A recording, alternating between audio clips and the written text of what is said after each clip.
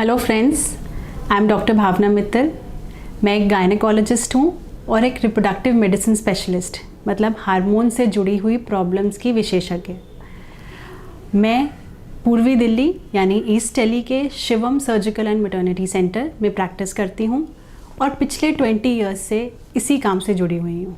तो आज इस वीडियो में मैं आपको बताती हूँ कि ये बांझपन या इनफर्टिलिटी होता क्या है, दूसरा ये होता क्यों है, ऐसी क्या दिक्कतें होती हैं या कौन से लोग होते हैं जो इस परेशानी से प्रभावित हो सकते हैं, तीसरा आप इसे पहचानेंगे कैसे कि आप इसको ये समस्या है या आपके किसी जानने वाले को ये समस्या है, और ऐसी क्या चीज़ें हैं जो आप घर पर कर सकते हैं, खुद एहतियात बरत सकते हैं कि आपको ये परेशानी ना हो, और अगर हो तो आप उससे कैसे निजात पाएँ।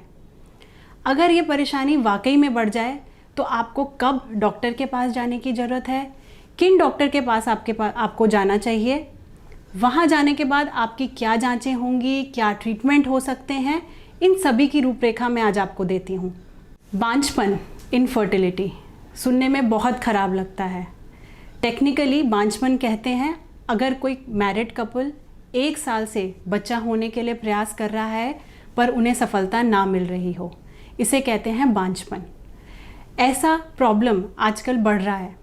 क्यों बढ़ रहा है ये प्रॉब्लम? क्योंकि हमारी लाइफस्टाइल चेंज हो रही है। आजकल हम लोग देर से शादी कर रहे हैं लोग, प्लस सबका अपना करियर है, सबकी लाइफ में स्ट्रेस है, इसलिए प्लानिंग नहीं हो रही। जब कंसीव करने का सोचते हैं तब लेडी की और इवन मेल की जो उम्र है वो बढ़ चुकी होती है। इसके अलावा आजकल हार्मोनल प्रॉब्लम्स बहुत हैं, जैसे PCOD और ये सब प्रॉब्लम्स, थायराइड प्रॉब्लम्स, जो कि इसको कंट्रीब्यूट करती हैं। इन्फेक्शंस भी अपने आप में बड़ा रोल प्ले करते हैं, जैसे कि ट्यूब्स के इन्फेक्शन, नलों का ब्लॉक होना, साथ में ही विभिन्न प्रकार की गांठें, रसौलियाँ भी इसके लिए ज़िम्मेदार हो सकती हैं। ये हो गए स्त्री की प्रॉब्लम्स, फीमेल की प्रॉब्लम्स। कभी कभी ये दिक्कत पुरुष की तरफ से भी आ सकती है। अगर आपका वज़न ज़्यादा है या फिर आप किसी नशीले पदार्थ का सेवन करते हैं, जैसे स्मोकिंग, अल्कोहल या कोई और प्रोडक्ट। कभी कभी जिम की दवाइयाँ, जो हार्मोनल ट्रीटमेंट लेते हैं जिम में, वो भी आपके स्पर्म काउंट पे और फर्टिलिटी पे नेगेटिव इम्पैक्ट डाल सकते हैं। इसके अलावा स्ट्रेस, जो कि सभी की लाइफ में है, वो भी कंट्रीब्यूट करता है। इनडायरेक्टली एनवायरमेंटल पोल्यूशन और पेस्टिसाइड्स और केमिकल्स जिनसे हम सभी एक्सपोज रहते हैं, वो भी फर्टिलिटी को रिड्यूस करते हैं। तो हो सकता है इनमें से कोई भी चीज़ हमारी फर्टिलिटी को रिड्यूस कर रही हो, और जब हम ट्राई करने की कोशिश करें तो हमें दिक्कत हो उस टाइम पर। अगर आप और आपका पार्टनर 1 साल से ट्राई कर रहा है, ट्राई करने का मतलब है कि आप लोग महीने के उस समय पे फिज़िकल कांटेक्ट रख रहे हैं और प्रेगनेंसी के लिए ट्राई कर रहे हैं, जिसको बोलते हैं फर्टाइल पीरियड, और उसके फॉलो करने के बावजूद भी 1 साल के अंदर आपको सफलता नहीं मिल रही। फर्टाइल पीरियड नॉर्मली टिपिकली बोलते हैं पीरियड के 14th डे पे, परंतु अगर आपकी पीरियोडिक साइकिल जो है वो 28 दिन की ना होके 30 दिन की है, 32 दिन की है, तो ये पीरियड एक्सटेंड हो सकता है। यूजुअली नॉर्मल मेंस्ट्रुअल साइकिल्स में ये पीरियड होता है पीरियड के 12th डे से 18th डे के बीच में। तो इन दिनों में अगर एक कपल ट्राई कर रहा है, ज़रूरी नहीं है आप रोज़ ट्राई करें, इस दौरान में आप दूसरे दिन, तीसरे दिन प्रयास कर सकते हैं, और इस तरह से आप 1 साल फॉलो कर रहे हैं और फिर भी आपको सफलता नहीं मिल रही, दैट मीन्स कि कोई दिक्कत हो सकती है। ट्राई करने के अलावा आपको अपनी सेहत पे भी ध्यान देना चाहिए। दोनों ही पार्टनर्स की, मेल और फीमेल की हेल्थ इसमें बहुत इम्पॉर्टेंट है। हेल्थ का मतलब है आपकी diet, which should be very good. Diet में सभी antioxidants, vitamins, minerals, proteins adequate quantity में होने चाहिए। सो आपको एक हेल्दी बैलेंस डाइट फॉलो करनी चाहिए। वेट, हाइट के हिसाब से जो लिया जाता है बॉडी मास इंडेक्स, वो 20 से 25 के बीच में होना चाहिए। ओवरवेट होना, जिसकी संख्या आजकल हमारे देश में बढ़ती जा रही है, बहुत सारे लोग ओवरवेट हैं, वो भी कई तरह का हार्मोनल इशू देता है। फॉर एग्जाम्पल, अगर एक लेडी की हाइट 5'3" है तो उसका वेट 60 kg के ऊपर नहीं होना चाहिए, 60 या 65 kg के ऊपर। एंड प्लस उसके अलावा हमें अपनी डाइट में बहुत सारी चीज़ों का सेवन नहीं भी करना है, जैसे स्मोकिंग, अल्कोहल, ये सब नेगेटिवली फर्टिलिटी को इम्पैक्ट करते हैं।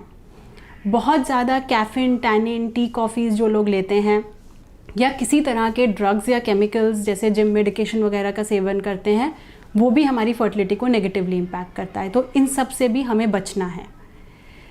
सो ये हो गए हमारे लाइफस्टाइल मॉडिफिकेशन, मतलब कि डाइट के टर्म्स में।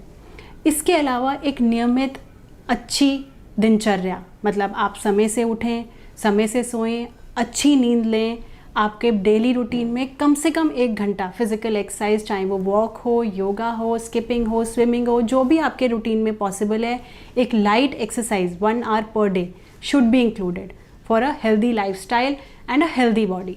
तो यदि आप ऐसा सोचते हो कि आप इस प्रॉब्लम से सफ़र कर रहे हो, तो आपको क्या करना चाहिए? पहली बात, आपको इसमें शर्मिंदा होने की, परेशान होने की कोई ज़रूरत नहीं है। ऐसा अनुमान लगाया गया है कि हर 10वां कपल वर्ल्ड में इस प्रॉब्लम से सफ़र करता है।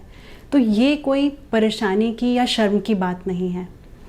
बहुत सारे लोग हेजिटेशन के कारण गुमराह हो जाते हैं, या तो वो किसी दोस्त से पूछते हैं क्या करना है, या किसी बड़े बुज़ुर्ग, या इवन वर्स कभी कभी झाड़ फूंक वाले बाबा तक पहुंच जाते हैं। ऐसा ट्रीटमेंट लेने में एक तो आपका समय बर्बाद होता है, और अगर गलती से आपको कोई गलत ट्रीटमेंट मिल जाए तो हो सकता है आपकी समस्या और भी ज़्यादा बढ़ जाए। इसलिए ये ज़रूरी है कि इफ़ यू फील कि ये प्रॉब्लम आपको है, तो एटलीस्ट किसी प्रॉपर डॉक्टर जो इसी के स्पेशलिस्ट हों उनसे जाके सलाह ज़रूर करें। ऐसा ज़रूरी नहीं है कि आप ट्रीटमेंट के लिए जाएंगे तो सीधा आपका कोई बड़ा ही ट्रीटमेंट होगा। हो सकता है आपको छोटी सी हार्मोन्स की प्रॉब्लम हो और एक छोटी सी गोली देने से आपकी समस्या हल हो जाए। तो इसलिए इलाज ऐसी जगह से कराइए जहाँ पे सही परामर्श आपको मिल पाए, और गुमराह या झाड़ फूंक या गोली वाला इलाज बिल्कुल ना कराएं जिसका कोई साइंटिफिक बेसिस नहीं है।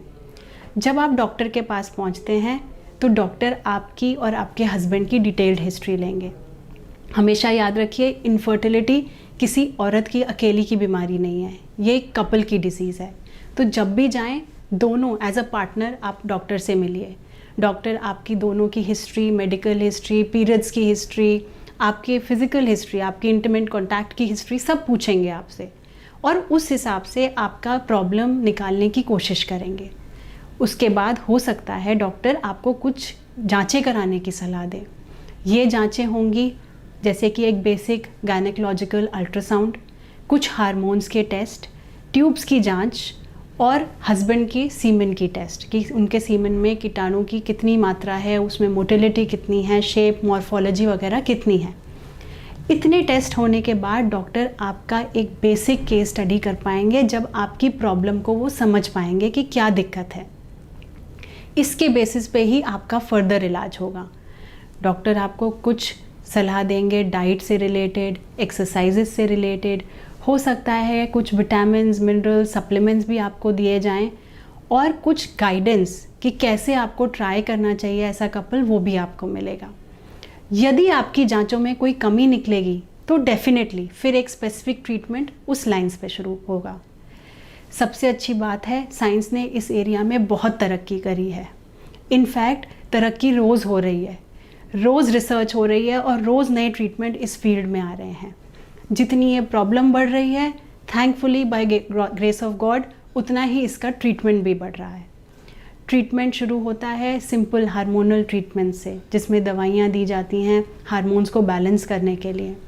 जिनको कोई गांठ, सिस्ट, रसौली ये सब प्रॉब्लम्स होती हैं, उनकी जांच दूरबीन के ऑपरेशन द्वारा होती है, जिसमें कि लैप्रोस्कोपी मतलब लेज़र सर्जरी और हिस्ट्रोस्कोपी के द्वारा जो ये गांठें होती हैं वो रिमूव करी जाती हैं। इसमें पूरी एहतियात बरती जाती है कि जो ऑर्गन्स बच्चा रुकने से संबंधित हैं, कहीं पे कोई चोट या कोई इंजरी ना आए, आगे को कोई दिक्कत नहीं हो। अगर किसी की ट्यूब्स ब्लॉक्ड हैं तो ट्यूब खोलने का ऑपरेशन किया जाता है। यदि परेशानी हस्बैंड में है तो उनकी दवाइयाँ चलती हैं, उनका ट्रीटमेंट होता है। जिन लोगों का इतने सबसे भी काम नहीं बनता तो they are further advanced treatments, जिनको हम बोलते हैं ART, असिस्टेड रिप्रोडक्टिव टेक्नोलॉजी। मतलब कि एक डॉक्टर आपकी मदद करता है टू गेट प्रेग्नेंट। इसमें ट्रीटमेंट होते हैं जैसे कि IUI मतलब हस्बैंड का बीज लेना, उस बीज की सफाई करना और उसको एक ट्यूब के द्वारा यूट्रस में प्लेस करना। ये बहुत ही सिंपल प्रोसीजर है, इसमें ऐसा कोई रिस्क फैक्टर या डर या कुछ भी नहीं होता।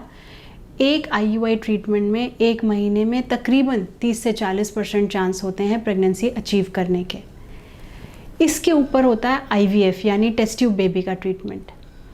ये ट्रीटमेंट अभी वर्ल्ड ओवर 40 ईयर्स से हो रहा है। 40 साल पुरानी टेक्निक हो चुकी है, परंतु टेक्निक रोज़ चेंज हो रही है। उसमें रोज़ नई इम्प्रूवमेंट्स जैसे कि laser hatching, PGD, IMSI, freezing, vitrification, preservation of fertility, बहुत सारे नए एडवांसेस आ रहे हैं, जिसकी वजह से इस ट्रीटमेंट का सक्सेस दिन पर दिन बढ़ता जा रहा है। IVF treatment is a boon for those people जिनको अपने आप नहीं कंसीव हो सकता।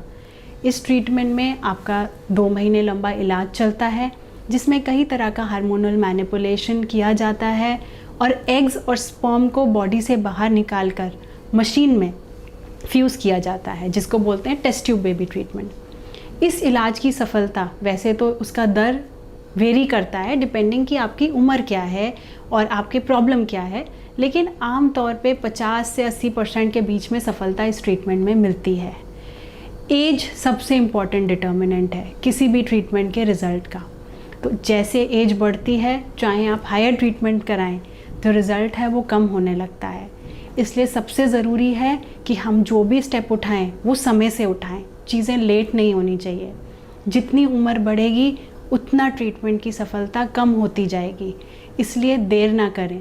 अगर कोई चीज़ आपको समझ नहीं आ रही तो एक सही इंसान से उसका परामर्श करें, एक स्पेशलिस्ट डॉक्टर के पास जाएं, वहाँ से सही सलाह लें और उसके हिसाब से जो भी आपकी परेशानी है उसमें सही ट्रीटमेंट लेने में भी देर ना करें, क्योंकि ऐसा ना हो कि उम्र बढ़ जाए और इलाज का दर और उसकी सफलता का दर कम हो जाए। कभी भी निराश नहीं होना है। आज बहुत होप है। किसी भी कपल को हम ये नहीं कह सकते कि उनको प्रेगनेंसी नहीं हो सकती। हर कपल को प्रेगनेंसी हो सकती है। सिर्फ ये वेरी कर सकता है कि किसको कम ट्रीटमेंट की ज़रूरत है और किसी को ज़्यादा ट्रीटमेंट की ज़रूरत है। आपका मेंटल स्टेटस, आपका स्ट्रेस लेवल बहुत ज़्यादा इम्पैक्ट करता है। अगर आप इंटरनली मोटिवेटेड हैं, आप as a couple stress free हैं, तो आपको सभी इलाज ज़्यादा रिजल्ट देंगे। So please don't wait, please don't waste your time. If you have a problem, don't hide it and don't hesitate. Take proper guidance and I'm sure you'll get result. Thank you.